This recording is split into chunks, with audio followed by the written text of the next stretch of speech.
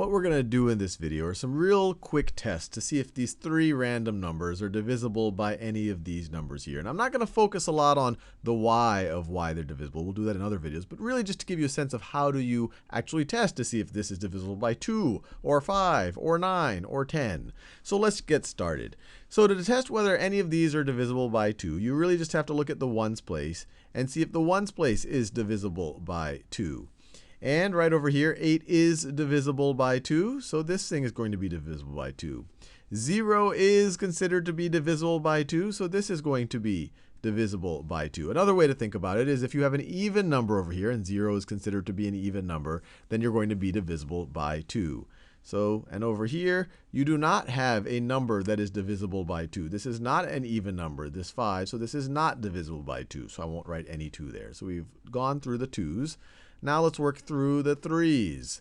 So to figure out if you're divisible by 3, you really just have to add up all the digits and figure out if the sum is divisible by 3. So let's do that. So if I do 2 plus 7 plus 9, actually let me just write it out. Plus 9 plus 5 plus 8 plus 8. What's this going to be equal to? 2 plus 7 is 9. 9 plus 9 is 18. Plus 9 is 27. Plus 5 is 32. Plus 8 is 40, plus 8 is 48.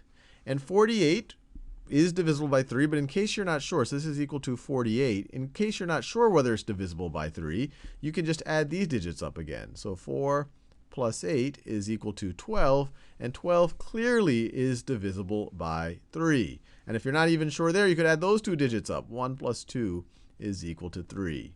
And so this is divisible by 3. This right over here, let's add up the digits. And we can do this one in our head pretty easily. 5 plus 6 is 11. 11 plus 7 is 18. 18 plus 0 is 18. And if you want to add the 1 plus 8 on the 18, you get 9. So the digits add up to 9. Digits, let me do this so these add up to 9. They add to 18, which is clearly divisible by 3 and by 9, and these two things will add to 9. So the important thing to know is when you add up all the digits, the sum is divisible by 3. So this is divisible by 3 as well. Divisible by 3. And then finally, let's add up these digits.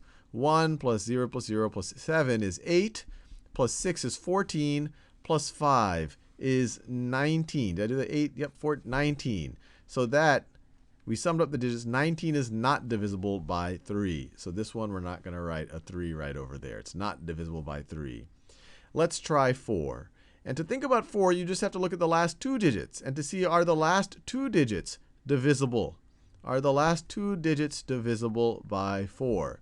Immediately, you can look at this one right over here. See, it's an odd number. If it's not going to be divisible by 2, it's definitely not going to be divisible by 4. So this one's not divisible by any of these first four numbers, these first few numbers right over here. But let's think about this one. 88, is that divisible by 4? And you can do that in your head. That's 4 times 22. So this is divisible by 4.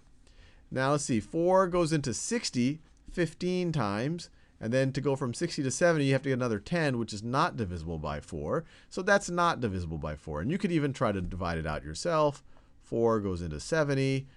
See, 1 times. You subtract, you get a 30. 4 goes into 37 times. You multiply. Then you subtract. You get a 2 right over here as your remainder. So it is not divisible by 4. Now let's move on to 5. And this is you're probably already very familiar with this. If your final digit is a 5 or a 0, you are divisible by 5. So this one is not divisible by 5. This one is divisible by 5. You have a 0 there. So this is divisible by 5. And this, you have a 5 as your ones digit. So once again, finally, this is divisible by something. It's divisible by 5. Now the number 6. The simple way to think about divisibility by 6 is that you have to be divisible by both 2 and 3 in order to be divisible by 6, because the prime factorization of 6 is 2 times 3. So here we're divisible by 2 and 3, so we're going to be divisible by, let me do that in a new color. So we're going to be divisible by 6. Here we're divisible by 2 and 3, so we're going to be divisible by 6. And if you were just divisible by 2 or 3, just one of them, then you wouldn't be able to do this. You have to have both a 2 and a 3, divisibility by both of them.